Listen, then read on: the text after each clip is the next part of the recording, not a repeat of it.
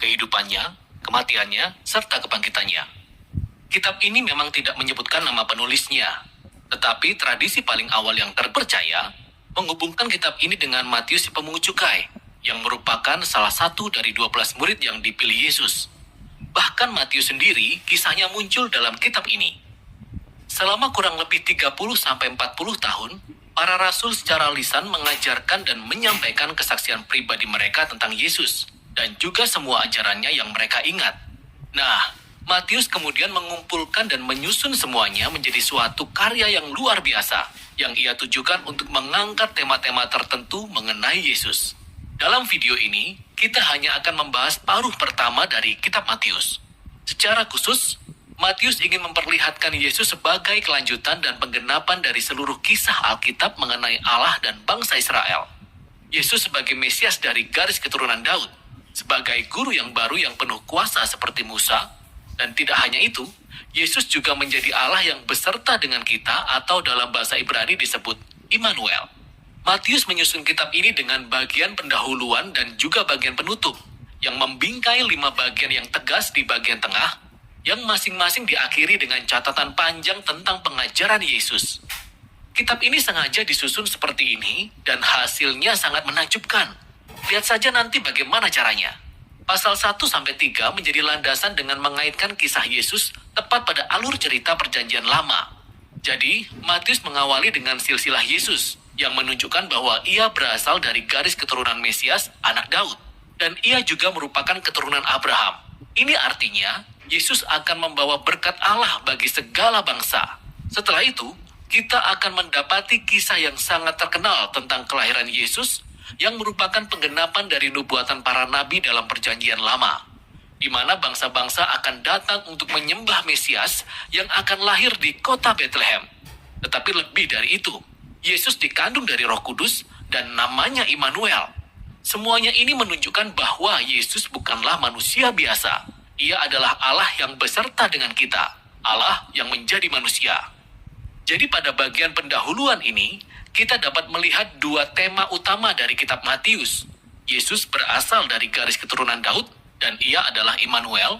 Akan tetapi Matius juga ingin menunjukkan bahwa Yesus adalah Musa yang baru.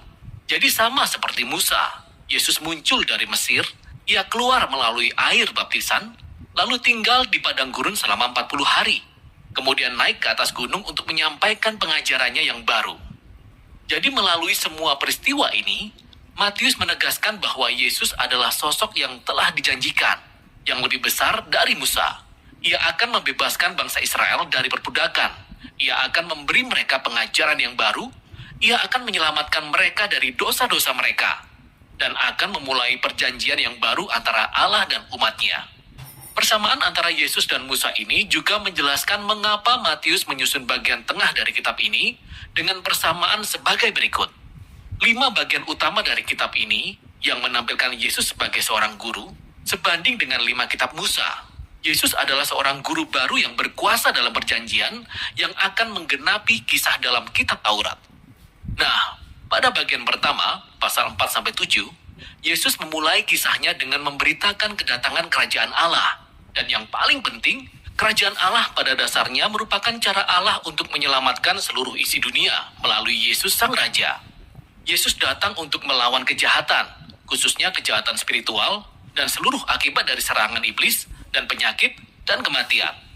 Yesus datang untuk memulihkan kekuasaan dan pemerintahan Allah atas seluruh dunia dengan membangun suatu keluarga baru yang terdiri dari orang-orang yang mengikut Dia, mentaati ajarannya, dan hidup di bawah pemerintahannya. Jadi setelah Yesus mulai menyembuhkan orang-orang dan membentuk suatu gerakan, suatu komunitas, Ia mengajak para pengikutnya ke atas gunung atau ke lereng bukit, dan di sanalah Ia menyampaikan serangkaian besar pengajarannya yang pertama, yang secara tradisi disebut sebagai khotbah di bukit. Disinilah Yesus menjelaskan bagaimana kita mengikut Dia dan hidup dalam kerajaan Allah yang merupakan kerajaan yang terbalik dari kerajaan dunia, di mana tidak ada orang yang diistimewakan, sehingga orang miskin, orang tak dikenal, orang kaya, orang beriman, semua orang diajak dan dipanggil untuk berbalik, untuk bertobat, untuk mengikut Yesus dan bergabung dalam keluarganya. Yesus berkata, Ia tidak datang untuk meniadakan hukum Taurat atau perjanjian lama, melainkan untuk menggenapi semua hukum itu melalui hidupnya, melalui ajarannya. Ia datang untuk mengubahkan hati umatnya, sehingga mereka dapat sungguh-sungguh mengasihi Allah dan mengasihi sesama, termasuk musuh mereka. Setelah menyelesaikan ajarannya yang luar biasa tentang kerajaan Allah, bagian berikutnya menunjukkan bagaimana Yesus mewujudkan kerajaan Allah itu dalam kehidupan sehari-hari. Jadi pada bagian ini Matius menulis 9 kisah tentang Yesus yang membawa kuasa kerajaan Allah ke dalam hidup orang-orang yang terluka dan hancur hati. Jadi ada 3 kelompok yang masing-masing terdiri dari 3 kisah yang menceritakan tentang orang-orang yang sakit, yang tubuhnya hancur, atau mereka yang dalam bahaya, dan Yesus menyembuhkan dan menyelamatkan mereka dengan kasih karunia dan kuasanya. Dan tepat di antara 3 rangkaian ini, kita dapat melihat 2 kisah yang serupa di mana Yesus memanggil orang-orang untuk mengikut Dia. Dan Matius ingin menekankan satu hal yang penting di sini. Kita bisa mengalami kuasa kasih karunia Yesus hanya dengan mengikut Dia dan menjadi murid-Nya. Jadi setelah Matius memperlihatkan kuasa kerajaan Allah melalui Yesus, Yesus kemudian memperluas jangkauannya dengan mengutus ke-12 murid-Nya untuk pergi melakukan seperti yang telah Ia lakukan. Dari sini kita dibawa kepada serangkaian besar pengajarannya yang kedua, yaitu pasal 10. Di sini Yesus mengajarkan murid-muridnya bagaimana memberitakan kerajaan Allah dan apa yang bisa mereka harapkan setelah itu. Banyak di antara orang Israel yang menerima Yesus dan kerajaan Allah yang Ia tawarkan. Tetapi tidak demikian dengan para pemimpin Israel. Mereka bisa kehilangan banyak hal jika mereka bertobat dan menjadi murid Yesus. Jadi Yesus tahu bahwa mereka akan menolak Dia dan menganiaya para pengikutnya.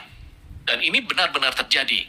Dalam bagian selanjutnya, pasal 11-13, Matius merangkum sejumlah kisah tentang bagaimana orang-orang menanggapi Yesus dan ajarannya. Nah, tanggapannya ada bermacam-macam. Dalam beberapa kisah ada respon yang positif. Orang-orang mengasihi Yesus dan mereka memandang Dia sebagai Sang Mesias. Sementara, ada juga yang lebih netral seperti Yohanes Pembaptis atau seperti anggota keluarga Yesus sendiri. Mereka menyatakan bahwa Yesus bukanlah seperti yang mereka bayangkan. Lalu ada para pemimpin Israel, mereka sangat negatif. Ada juga kaum Farisi dan ahli kitab suci, mereka semua beramai-ramai menolak Yesus. Mereka menganggap Yesus sebagai guru palsu yang menyesatkan banyak orang. Mereka beranggapan Yesus menghujat Allah dengan pernyataan-pernyataan yang meninggikan dirinya sendiri. Akan tetapi Yesus tidak terkejut atau terganggu dengan semua tanggapan yang beragam ini. Ia justru membahas tanggapan-tanggapan ini dalam rangkaian pengajarannya yang ketiga, yaitu pasal 13. Di sini Matius merangkum banyak perumpamaan Yesus tentang kerajaan Allah, seperti perumpamaan tentang petani yang menabur benih di atas 4 jenis tanah, atau tentang biji sesawi, tentang mutiara, tentang harta yang terpendam. Perumpamaan ini menjadi seperti tafsiran untuk kisah-kisah yang telah kita baca di pasal 11 dan 12. Sebagian orang menerima Yesus dengan penuh antusias, sementara yang lainnya menolak Dia. Tetapi kerajaan Allah yang paling utama akan terus tersebar meskipun ada banyak penolakan seperti ini. Demikianlah paruh pertama dari Injil menurut Matius. Berikut ini ada beberapa